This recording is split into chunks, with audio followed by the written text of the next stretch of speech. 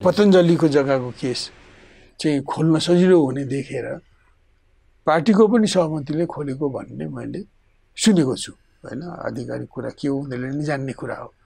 तर वास्तवमा रेगुलर गरिनु पर्ने काम हो र यो पार्टीको निर्णयमा अख्तियारले कदम चाल्यो।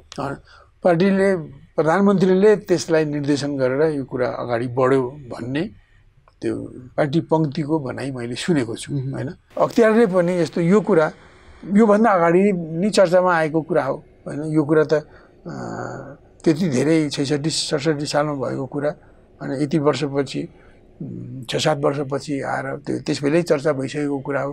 त्यसलाई समयमै यसलाई बढाउन सकिन्थ्यो नि त।